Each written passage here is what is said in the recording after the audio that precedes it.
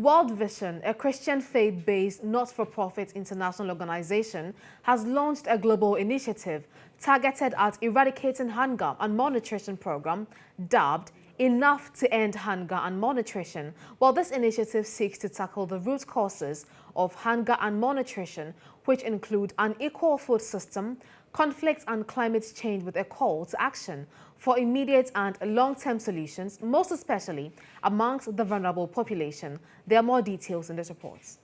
I declare this campaign duly launched. Available data indicates that over 45 million children are dangerously malnourished, with over 1 million dying each year. In 2022, 22% of children under 5 years faced stunting, characterized by low height for age, resulting from chronic undernutrition and hunger, despite the world having enough food to feed these disadvantaged children, but rather go to waste.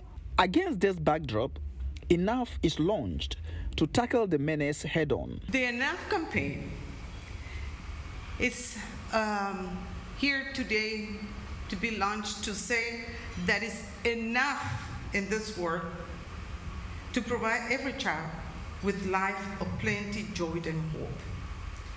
Children hunger levels are the worst. They have been in generations due to conflict, climate change, and post-COVID economies, resulting in soaring food prices. Hundreds of millions of children suffer from curable diseases and will not reach their potential.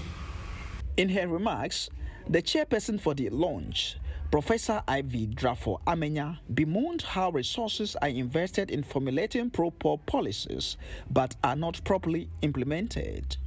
I think that rural development efforts need to be stepped up. I keep telling my students that any presidential candidate that we meet, I have just one question: what their rural development agenda is. Because it's about food security, and it helps us to address issues of the ever-increasing numbers of people.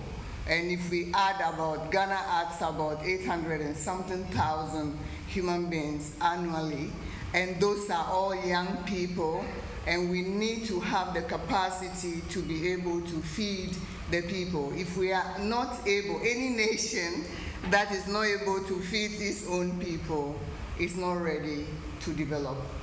Delivering an address, Deputy Minister for Health, Alexander Akwesi Akwa, expressed the government's commitment in providing tailored policies in tackling the needs of the vulnerable.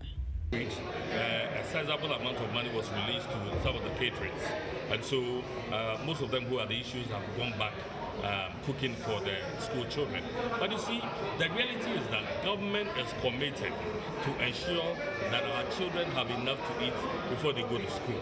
We may suffer some harsh economic conditions that will not make government make good of its commitment or of its promises, but at least just making sure that this program is sustained. World Vision Ghana urged child advocates, faith leaders, partners, donors to collaborate to make a lasting impact in the lives of the underserved population, with special emphasis on eradicating hunger and malnutrition.